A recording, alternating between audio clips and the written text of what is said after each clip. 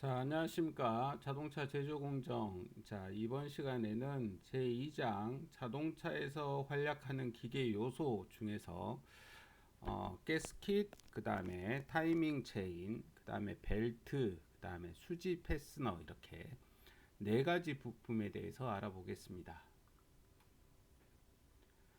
자, 먼저 첫 번째 가스킷입니다. 자, 가스킷이라고 하는 거는 우리가 잘 알고 있는 것처럼 우리가 어떠한 실링, 그러니까 어떠한 액체나 기체, 우리가 액체와 기체를 통합해서 우리가 유체라고 합니다. 그래서 자, 유체가 어느 시스템에서 새는 것을 방지하기 위한 방어물이다. 자, 가스킷은 우리가 어떠한 액체나 기체가 새지 않게끔 우리가 방어해주는 이러한 부품을 우리가 가스킷이라고 합니다. 그래서 이러한 가스킷은 우리가 크게 두 가지 형태로 분류를 할 수가 있는데 성형 가스킷과 액상 가스킷 이렇게 두 가지로 분류를 할 수가 있습니다. 자, 그러면 성형 가스킷과 액상 가스킷은 어떻게 차이가 있느냐? 자, 먼저 가스킷의 정의와 분류에 대해서 알아보면 성형 가스킷은 플랜지 면의 형태에 맞춘 정형으로 공급되며 플랜지 면에 끼움으로써 C를 하는 타입이다.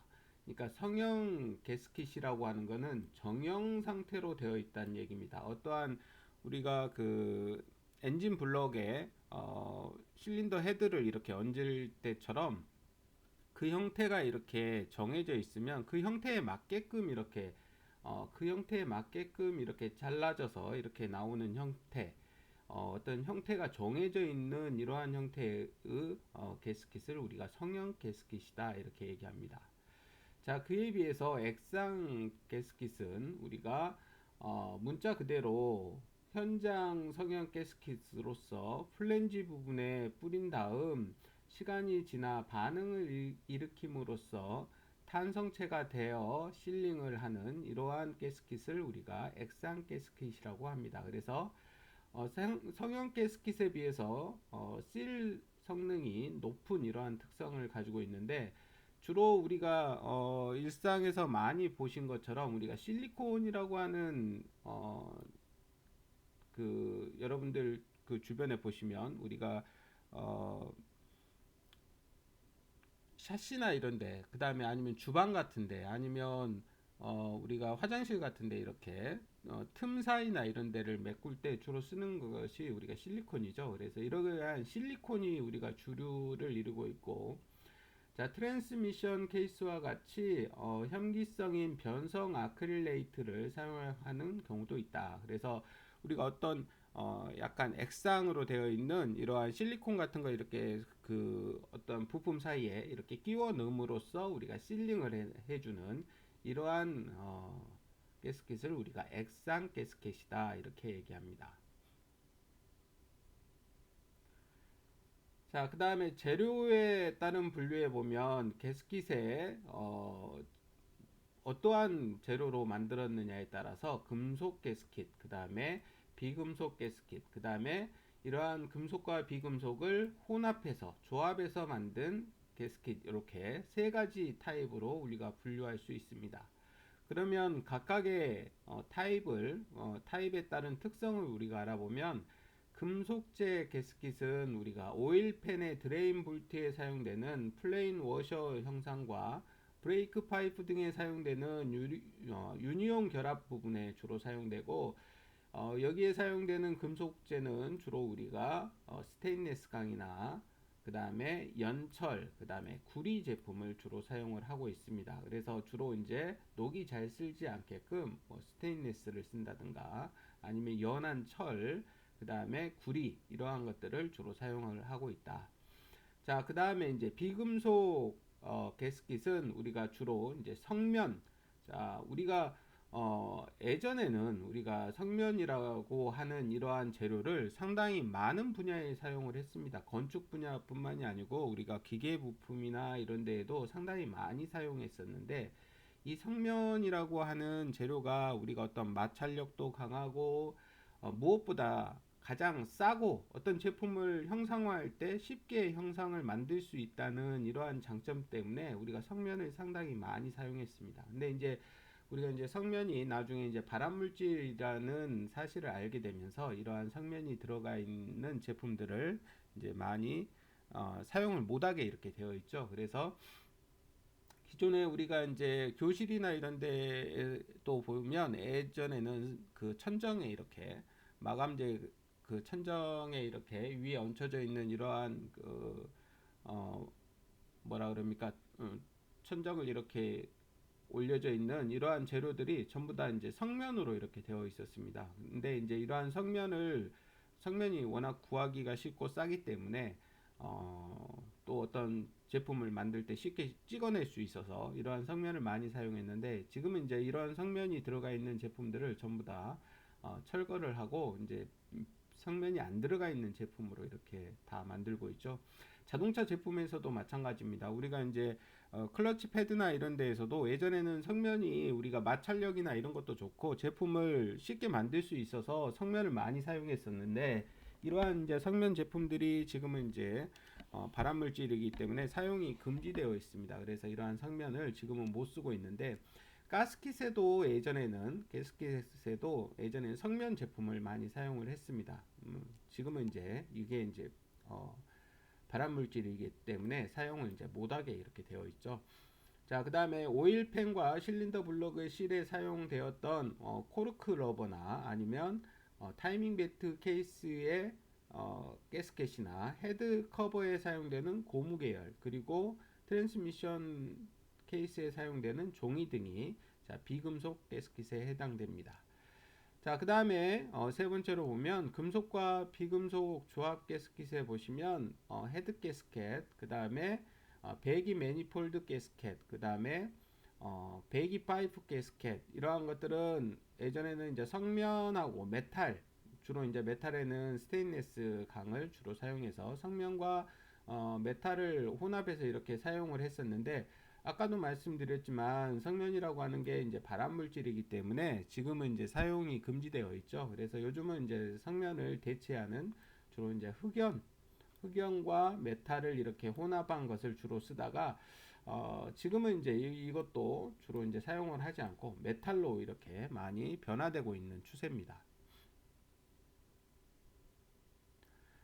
자, 그 다음에 헤드 가스켓입니다. 헤드 가스켓은 실린더 헤드와 실린더 블록 사이에 들어가기 때문에 항상 고온의 연소가스에 노출되고 이 연소가스를 비롯해 윤활유나 냉각수가 외부로 새지 않도록 밀봉하는 역할을 하고 있습니다. 자, 근래 엔진은 우리가 고성능화, 그 다음에 경량화, 저연비화를 목표로 신기술이 사용되면서 점점 헤드 가스킷의 부하가 높아지고 있습니다. 그래서 우리가 이제 가스킷이 얼마나 가혹한 환경에서 그러니까 압력이나 이런 걸 잘 실링을 해야 되기 때문에 점점 연비가 올라가고 이렇게 하려면 우리가 압축비나 이런 것들도 더 올라가고 이래야 되기 때문에 우리가 가스켓의 역할이 좀 더 중요해지고 있다는 얘기죠. 그래서 예전에는 우리가 자동차 헤드 가스켓이 성면을 주로 사용을 했었는데 내열성이나 뭐 물리적 안정성이나 무엇보다도 가격이 저렴하다는 이유로 성면을 많이 사용했었는데 이러한 성면이 1980년대 후반부터는 이제 사용이 금지가 됐습니다. 그래서 이러한 성면을 대체하는 아까 말씀드렸던 다른 제품 가령 뭐 흑연을 사용한다든가 흑연 메탈 그 조합으로 이렇게 한다든가 이렇게 해서 우리가 사용을 하고 있습니다.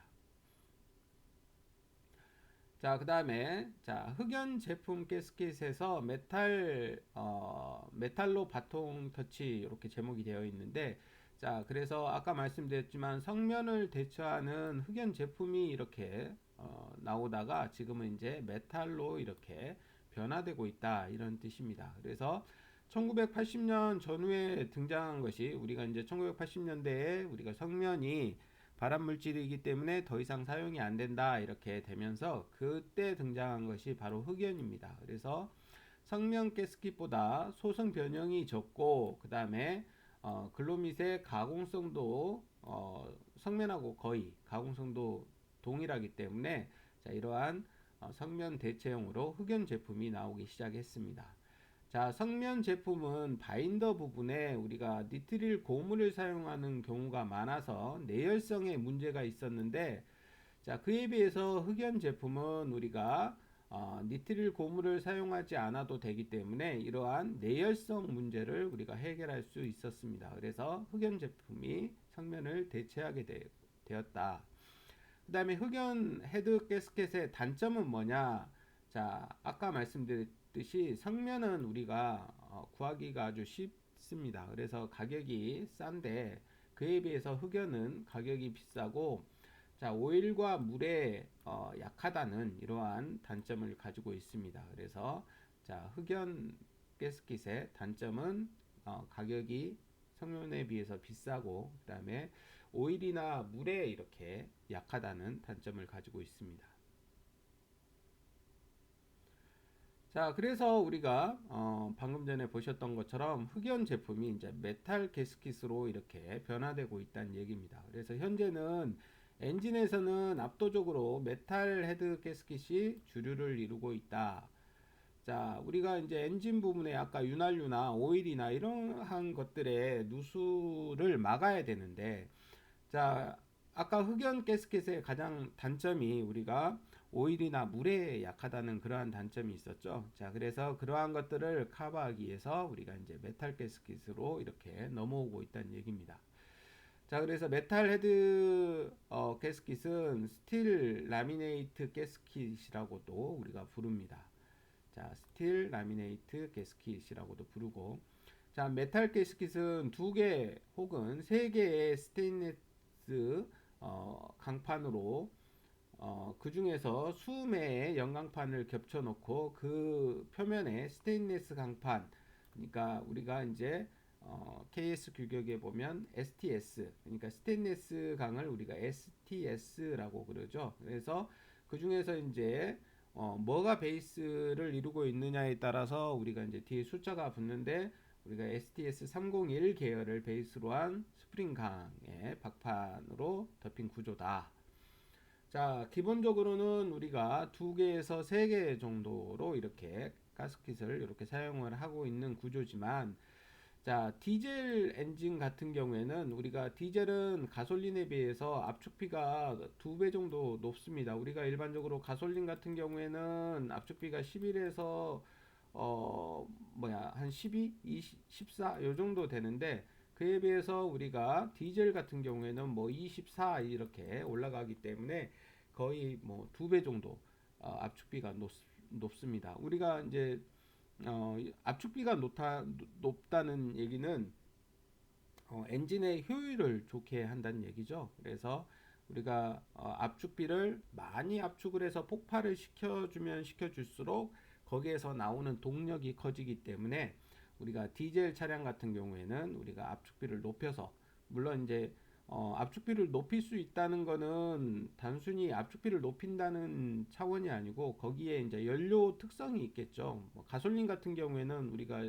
압축을 그러면 왜 디젤처럼 많이 안 합니까? 이렇게 할 수도 있는데, 가솔린 같은 경우에는 우리가 그 압축을 하면 우리가 14, 15 이렇게 올라가면 나중에 우리가 원하지 않는 상태에서 스스로 폭발을 일으킵니다. 그래서 압축비를 그렇게 높일 수가 없지만, 우리가 디젤 엔진에 사용되는 디젤, 즉 경유라고 하는 거는 우리가 압축비를 훨씬 더 높게 해도 우리가 원하는 순간까지 폭발을 안 하기 때문에 우리가 디젤 차량은 우리가 압축비를 높일 수가 있는 것이고, 압축비를 높일 수 있다는 얘기는 우리가 열 효율을 좋게 할 수 있다, 이런 것을 의미합니다. 그래서 디젤 차량 같은 경우에는 압축비가 높고, 열 부하가 이렇게 압축비가 높으면 우리가 그 안에 압축력이 강하기 때문에 우리가 실링이 더 중요하겠죠. 그래서 그에 따른 열 부하가 큰 경우에는 우리가 디젤 같은 경우에는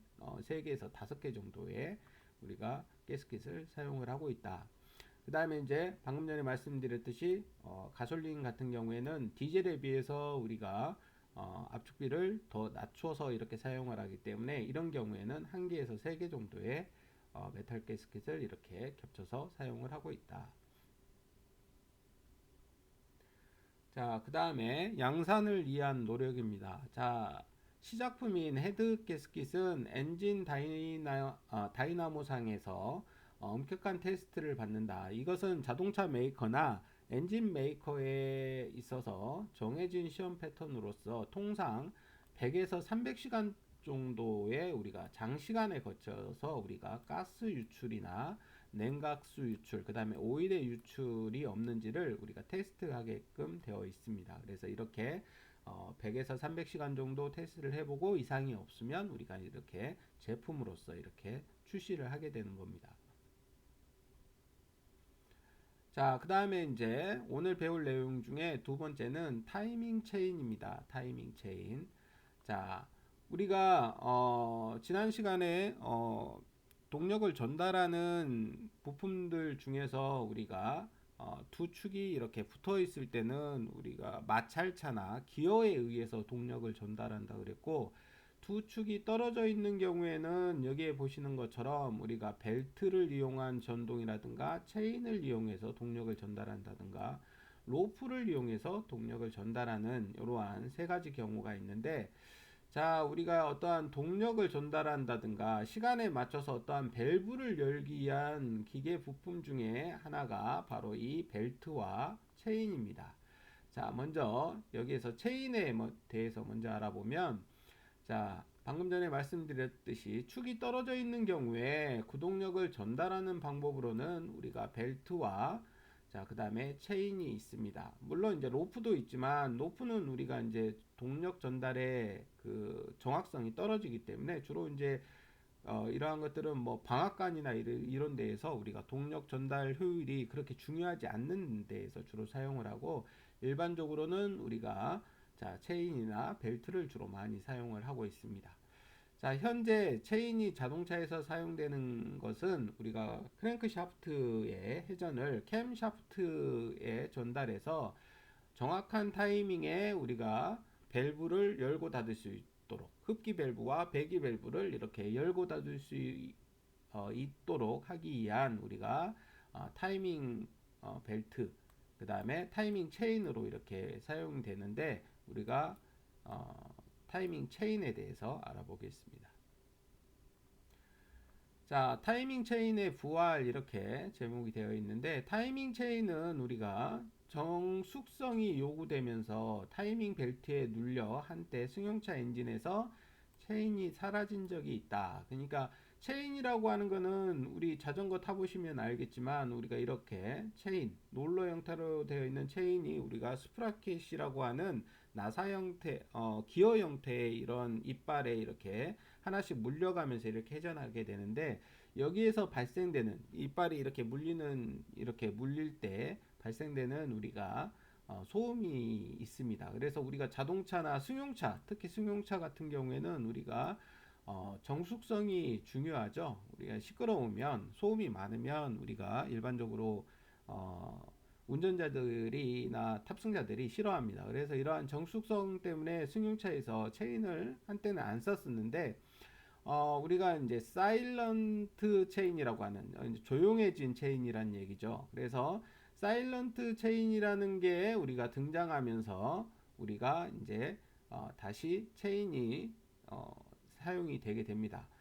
물론 이때 당시에 사일런트 체인이라고 하는 거는 우리가 롤러 체인을 얘기하는 건데, 지금 현재에서의 사일런트 체인은 우리가 인벌루트 기어 형상의 스프로킷에 미끄러듯이 맞물리기 때문에 충격력이 작고 정숙성이 높아진 이러한 사일런트 체인을 우리가 의미합니다. 그래서 이때의 롤러 체인하고 지금의 사일런트 체인하고는 다른 개념인데, 이때 당시에는 이러한 롤러 체인도 우리가 소음을 줄여가지고 이렇게 나와서 이름을 우리가 사일런트 체인이라고 이렇게 붙였습니다. 그래서 우리가 인벌루트 기어라고 하는 거는 우리가 이 뿌리 모양이 이렇게 두껍고, 그 다음에 동력을 전달하는 우리가 목적으로 사용되는 게, 우리가 기어에서 제가 이제 말씀을 그때 못 드렸던 것 같은데, 기어에는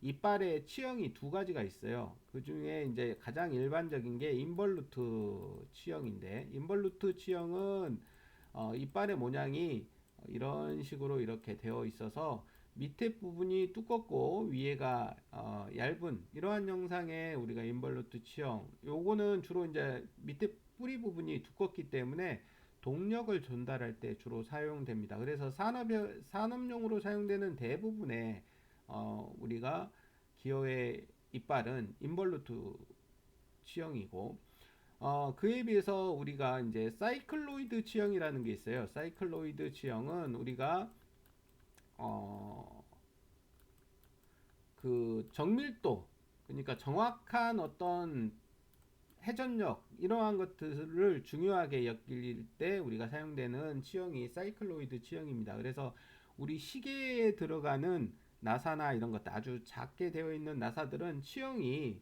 이렇게 뿌리가 얇은 게 아니고 뿌리 부분이 이렇게 들어가 있어요. 그래서 이러한 형상으로 되어 있는데, 요거는 우리가 정밀한 이 이빨을 만들어서 우리가 정확한 시간을 이렇게 회전력을 정확하게 전달하기 할 때 주로 이제 시계나 계측기나 이런 데는 이 회전하는 이 그 정밀도가 아주 중요합니다. 큰 힘을 전달하는 것보다 이게 뿌리가 넓으면 우리가 이빨이 강하기 때문에 동력, 그러니까 힘을 전달할 때 유리하지만, 이렇게 이 뿌리 부분이 얇아지고 정밀도를 좋게 해서 우리가 회전하는 시간이나 정밀도를 이렇게 중요하게 하는 경우에는 시계나 계측기나 이런 데에서는 이렇게 사일로이드 곡선을 이용한 치형을 가진 기어를 주로 사용을 하고 있습니다. 그래서 여기에서 나와 있는 이러한 동력 전달에 사용되는 것은 인벌루트 기어를 사용하고 있다, 이렇게 하시면 되겠습니다. 자, 다음은 압도적으로 조용한 사일런트 체인, 이렇게 제목이 되어 있는데, 현재는 엔진의 타이밍 체인으로 피치가 6.35mm의 사일런트 체인이 주로 많이 사용되고 있습니다. 자, 롤러 체인이나 부시 체인은 주로 이제 자전거나 바이크의 체인으로 체인과 비슷한 형상으로 구성되어 있지만, 이러한 사일런트 체인, 자동차에 사용되는 사일런트 체인은 형상이 링크를 가진 기어 같은 이미지로서 링크 플레이트 자체가 인볼루트 기어 형상의 스프로킷에 미끄러져 들어가듯이 맞물리기 때문에 롤러 체인에 비해서 충격음이 매우 작은 이러한 장점을 가지고 있습니다. 자, 그 다음에 구성품을 보면 롤러 체인 같은 경우에는 우리가 플레이트, 그 다음에 핀, 부시, 롤러 이렇게 네 가지 부품으로 구성이 되어 있는데, 자, 사일런트 체인 같은 경우에는 플레이트와 핀 두 가지로 이렇게 구성이 되어 있다. 그래서 여기 밑에 나와 있는 이러한 형상으로 되어 있는 이러한 체인이 바로 어, 사이 뭐야 사일런트 체인을 나타내고 있습니다. 자, 그 다음에 세 번째, 치밀한 제조 기술, 이렇게 되어 있는데, 롤러 체인의 구성품은 아까 말씀드렸듯이 우리가 플레이트, 부시, 롤러, 핀 이렇게 네 가지로 되어 있는데, 이 플레이트가 이제 내 플레이트와 외 플레이트 이렇게 따로따로 분류하는 경우도 있습니다. 그래서 내외 플레이트를 이렇게 따로따로 따지면 우리가 이제 다섯 가지 구성품으로 되어 있다, 이렇게 보시면 되겠고, 자, 내외 플레이트는 우리가 소재인 판재를 우리가 프레스 머신으로 이렇게 성형을 합니다. 프레스라고 하는 거는 위아래 이렇게 어떠한 금형으로 이렇게 찍어 눌러서 판을 넣고 찍어 눌러서 제품 형태를 만드는 이러한 성형을 하는 이러한 기계를 우리가 프레스라고 합니다. 그래서 이 프레스에 의해서 성형을 하고 나서 우리가 이제 열 처리를 통한 다음에 우리가 이제 경도 검사나 이러한 기계적인 검사를 하고 나서 쇼피닝 가공을 해줍니다. 쇼피닝은 전에도 설명드렸지만 우리가 아주 작은 구슬 같은 것을 표면에 이렇게 쏴줌으로써 표면에 이제 잔류 응력을 발생시켜 가지고 우리가 이제 제품의 피로 강도나 이런 것들을 향상시켜주는 이러한 가공 방법을 우리가 쇼피닝 가공이라고 합니다. 이거는 이제 표면 처리에 해당되는 거죠.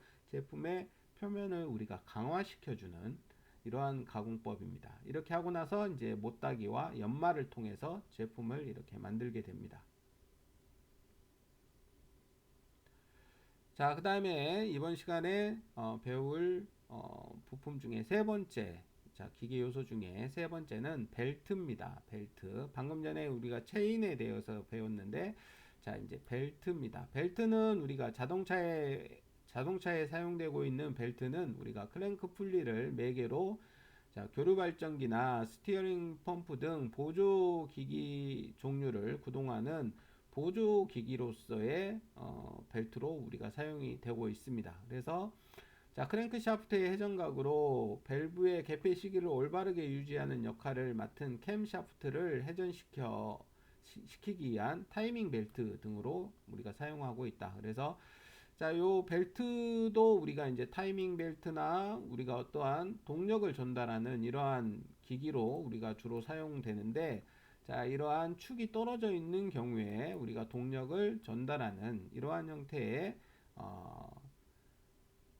기계 요소 중에 하나다. 이렇게 보시면 되겠고, 자, 체인과 우리가 비교를 해보면, 체인이라고 하는 거는 아까 말씀드렸듯이 체인이라고 하는 거는 벨트에 비해서 우리가 동력을 좀 더 정확한 동력을 전달할 수 있고 큰 동력을 전달할 수 있는 특성을 가진 게 체인인데, 반해서 체인은 우리가 딸깍딸깍 하는 소리가, 이게 이제 그 체인 하나하나가 이렇게 물려 돌아갈 때 약간의 이제 소음이나 충격이 이렇게 발생되는 거에 비해서, 벨트는 우리가 이제 스무스하게 이렇게 마찰력에 의해서 동력을 전달하기 때문에 소음이나 진동이 발생되지 않는 장점을 가지고 있습니다. 거기에 비해서 이제 물론 미끄럼이나 이런 게 발생되기 때문에 동력을 전달하는 정확성 면에서 봐보면 체인에 비해서는 떨어지겠죠. 물론 이제 벨트도 우리가 이제 그 V형 이렇게 벨트로 해가지고 풀리라고 하는, 자, 풀리가 이렇게 되어 있는 풀리가 있는데, 자, 이러한 풀리에 이제 벨트가 이렇게 되어 들어가 가지고 이렇게 회전하면 요 마찰면을 우리가 좀 더 많이 해서 우리가 덜 미끌리게 이렇게 해서 사용을 하고 있지만, 그래도 체인에 비해서는 우리가 미끄럼은 어쩔 수 없이 큰 동력을 발생하다 보면 발생될 수가 있습니다. 그래서 정확한 동력을 전달하는 면에서는 체인이 더 유리하지만, 우리가 이제 소음이나 진동이 덜 발생되는 문제에서는 우리가 벨트가 더 유리하다. 이렇게 보시면 되겠습니다. 자, 보조기기로서의 벨트. 자, 우리가 이제 벨트는 우리가 예전에는 넵트 벨트라고 하는 걸 주로 사용을 했습니다. 자, 이러한 넵트 벨트가 나중에 이제 발전돼서 V 벨트, 그 다음에 V 리브드 벨트로 이렇게 발전을 했습니다. 자, 그러면 초창기에 썼던 넵트 벨트는 어떠한 영상이냐? 여기 아래에 나와 있는 이러한 영상으로 되어 있는데, 자, 우리가 랩트 벨트는 사다리꼴 단면에 생고무 주변을 범포로 불리는 평직의 코튼포로 덮은 것으로서 수명이 짧고, 자, 수명이 짧고, 그 다음에 고무가 잘 늘어나고, 그 다음에 버포도 너덜너덜해져서 우리가 수명이 아주 짧다는 이러한 단점이 있었어요. 그래서 항상 예전에는 이제 이러한 그 랩트 벨트를 쓸 때, 저도 어렸을 때 이제 집에서 농사 지을 때 경운기나 이런데 벨트로 이렇게 동력을 전달했는데, 항상 스페어 벨트를 이렇게 경운기나 이런 거 일을 할 때 스페어 벨트를 가지고 다녔던 부모님이 일을 하실 때 그랬던 기억이 납니다. 그래서 예전에 이제 랩트 벨트는 생고무를 우리가 사용하다 보니까 우리가 좀 뭐 장력에 의해서 계속 사용하다 보면 수명이 짧고 또 고무가 늘어나 버리는 이러한 그 문제점이 있어서 항상 스페어 벨트를 가지고 다녀야 됐던, 수명이 짧다는 아주 큰 치명적인 단점이 있었습니다. 자, 이제 이러한 것들을 우리가 보완하기 위해서 이제 V벨트에서는, 자, 바닥고무로 불리는 고무 부분이 기존에 이제 생고무가 아니고 CR이라고 하는 클로로프렌 고무, 그러니까 이제 합성 고무를 우리가 사용한 거죠. 그래서 CR이라고 하는 클로로프렌 고무를 사용함으로 인해서 우리가 이제 내열성이나 내마모성을 더 향상시켜서 우리가 사용을 하게 됩니다. 자, 그리고 이러한 이제 벨트가 더 발전해 가지고 지금은 V 리브드 벨트를 사용하는데, V 리브드 벨트는 여기 나와 있는 것처럼 이렇게 산이 이렇게 산 형상으로 이렇게 가공이 되어 있습니다. 그래서 성형이 되어 있습니다. 그래서 이러한 산이 3개냐, 4개냐, 5개냐, 6개냐, 7개냐에 따라서 뭐 3산, 뭐 4산, 5산, 6산, 7산 이러한 타입으로 이렇게 가공이 되어 있습니다. 그래서 주로 이제 차가 작은 차, 경차 같은 경우에는 이 리브드에서 산 수가 3개에서 4개의 벨트를 주로 많이 사용하고, 우리가 이제 2리터 차량, 그러니까 요 2리터라고 하는 거는 우리가 배기량을 나타내는 거죠. 차례의 배기량. 자, 배기량이 2리터면 우리가 이제 중대형 차량에 해당되는 거죠. 그래서 2리터 이상인 경우에는 육산 6개의 산을 가진 우리가 리브드 벨트를 사용하고, 그 다음에 이제 3리터 이상은 아주 대형 차에 해당되겠죠. 이러한 3리터 이상 배기량이 3000cc 이상의 차량은 우리가 6개나 7개의 산을 가진 리브드 벨트를 주로 사용을 하고 있다. 그래서 요 리브드 벨트에서 요 산이 많으면 많을수록 우리가 큰 동력을 이렇게 전달할 수 있다. 이렇게 보시면 되겠습니다. 자, 그 다음에 타이밍 벨트입니다. 자, 타이밍 벨트는 우리가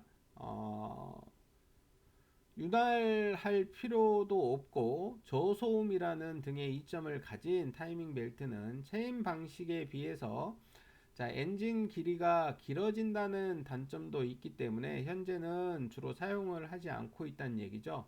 자, 타이밍 벨트의 구성을 보시면, 자, 여기 보시면 맨 위에 등고무가 이렇게 있고, 그 밑에 이제 심선이 있고, 그 밑에 보면 우리가 톱니고무가 있고, 톱니고무를 덮고 있는 톱니면 범포가 이렇게 있습니다. 그래서 이렇게 4개로 이렇게 구성이 되어 있습니다. 그래서 등고무와 톱니고무는 우리가 애초에는 V 리브드 벨트와 같은 소재인 CR 클로로프렌 고무를 우리가 사용을 했지만, 우리가 내열성, 내마모성은 물론이고 내유성, 인장 강도 등의 기계적 강도가 뛰어난 우리가 느티릴 고무, 그러니까 이제 수소를 첨가한 HNBR이라고 하는데 약자로 수소를 첨가한 니트릴 고무를 사용해서 지금은 이제 주로 사용을 하고 있다.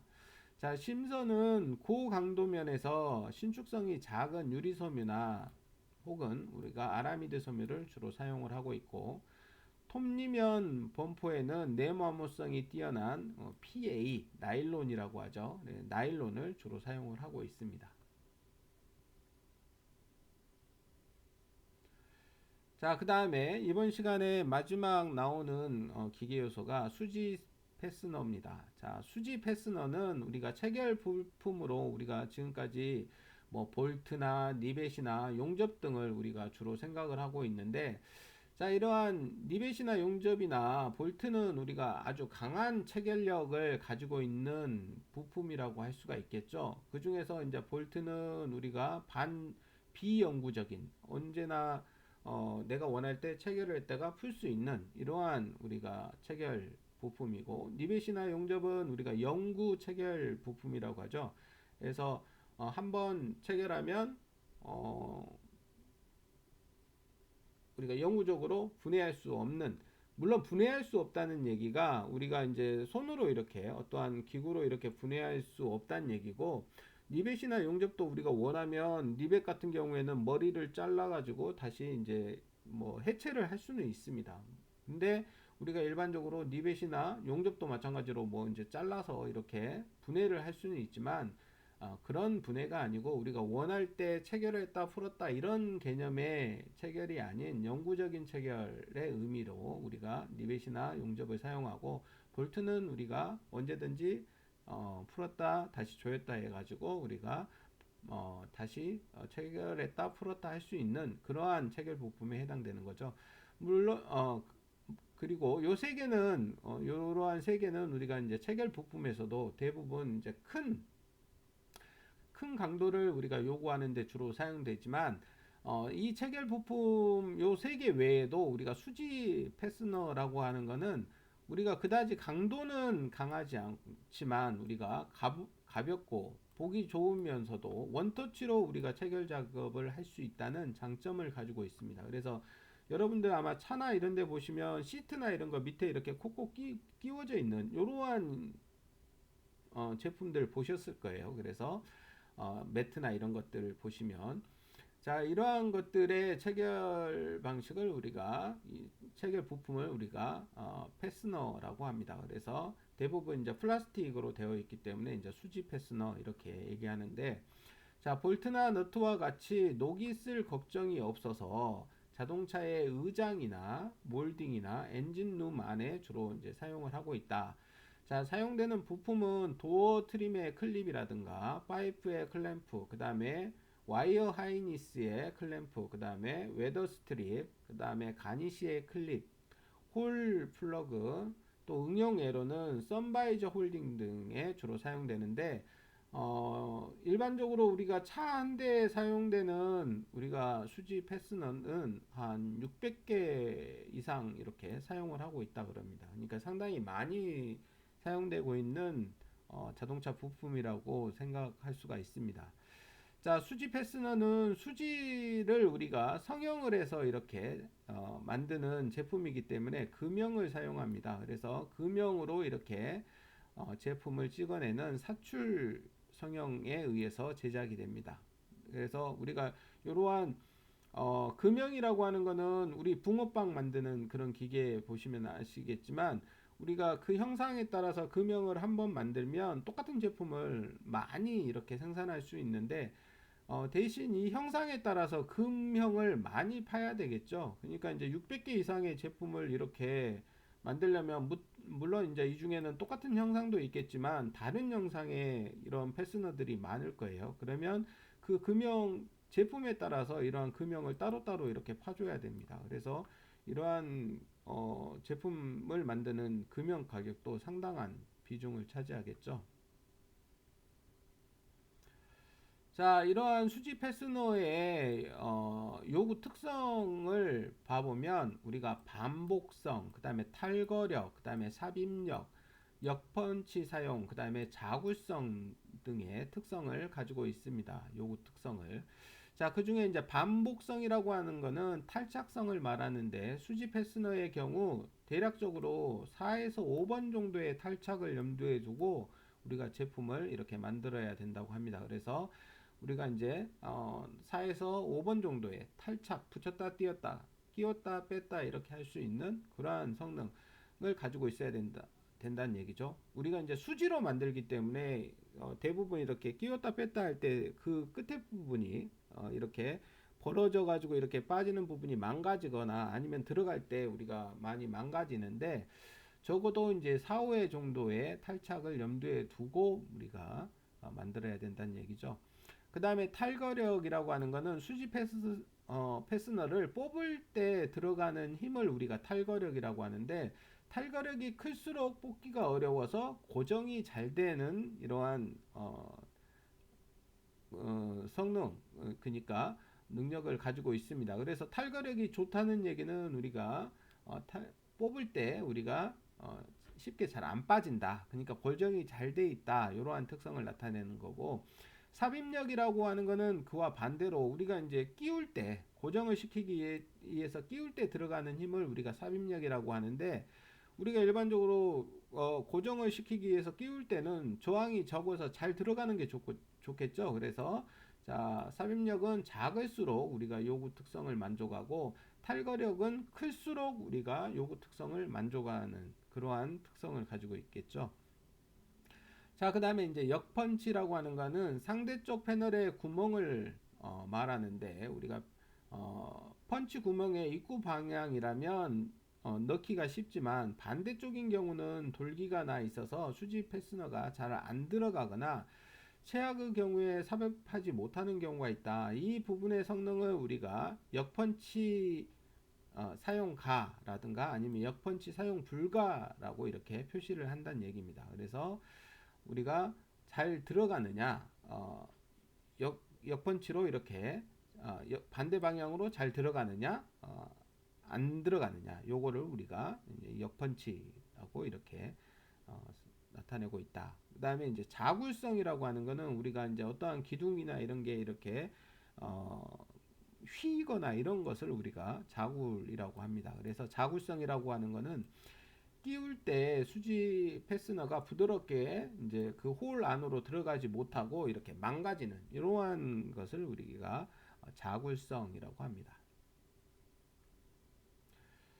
자, 기본적으로 사용되는 패스너의 종류를 봐보면 우리가 총 6가지 정도로 분류를 할 수가 있습니다. 자, 6가지에는 우리가 블러시 클립, 그 다음에 트림 클립, 그 다음에 앵커 클립, 그 다음에 박스 앵커 클립, 그 다음에 투피스 클립, 그 다음에 스크루 글로믹, 이렇게 6가지로 분류를 할 수가 있습니다. 그 중에서 이제 블러시 클립이라고 하는 거는 자, 요렇게 옆에 블러시 모양으로 이렇게 되어 있는 이러한 클립을 우리가 블러시 클립이라고 하는데, 바닥 매트나 루프 라이닝, 그 다음에 트렁크 내의 사이드 라이닝 등에 사용하고, 10개 전후의 깃, 여기에 있는 깃이 블러시죠.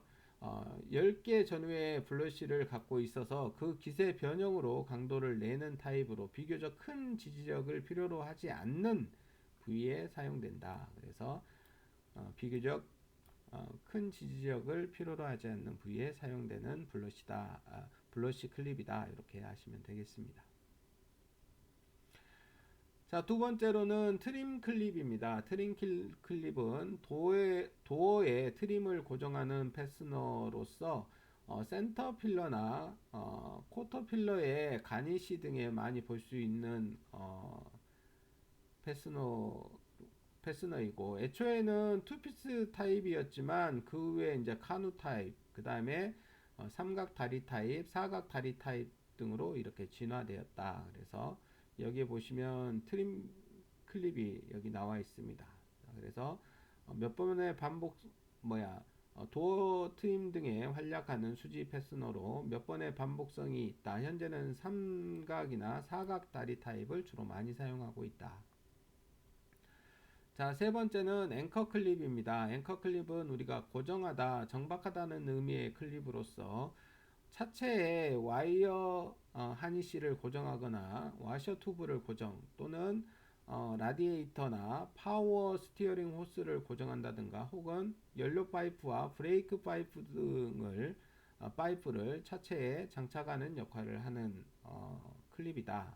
자, 여기에 보시면 앵커 클립의 형상이 나와 있습니다. 참고로 보시면 될 것 같습니다.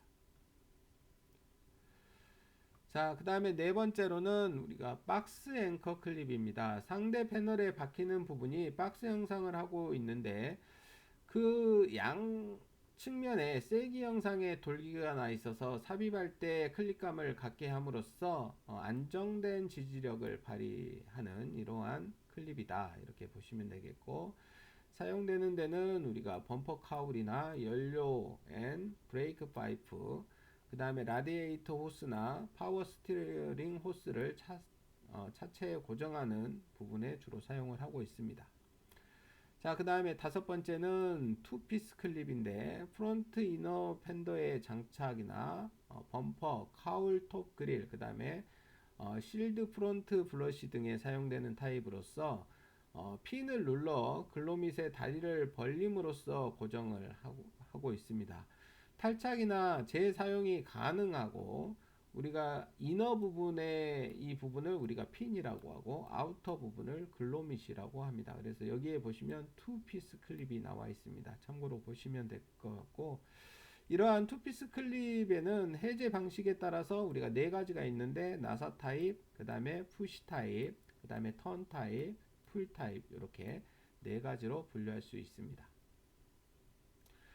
자, 그 다음에 마지막으로 우리가 스크루 그루밋입니다. 자, 바디 등에 미리 장착해 라이닝 등의 태핑 스크루로 고정하기 위한 클립으로서 도어 라이닝, 그 다음에 팬더 주변, 범퍼 카울 등에 주로 사용을 하고 있고, 자, 오픈 타입과 클로즈 타입 두 가지로 이렇게 되어 있습니다. 자, 오픈 타입은 긴 나사를 사용할 수 있지만 실링 성능이 떨어진다는 단점을 가지고 있고, 클로즈 타입은 나사 길이는 제한돼서, 그러니까 길이를 긴 거는 사용할 수 없지만 실링 성능이 높다는 이러한 장점을 가지고 있습니다. 자, 이렇게 해서 이번 시간에는 우리가 자, 가스킷, 그 다음에 타이밍 체인, 그 다음에 벨트, 그 다음에 수지 패스너까지 알아봤습니다. 자, 오늘 수업은 이상으로 마치겠습니다. 수고하셨습니다.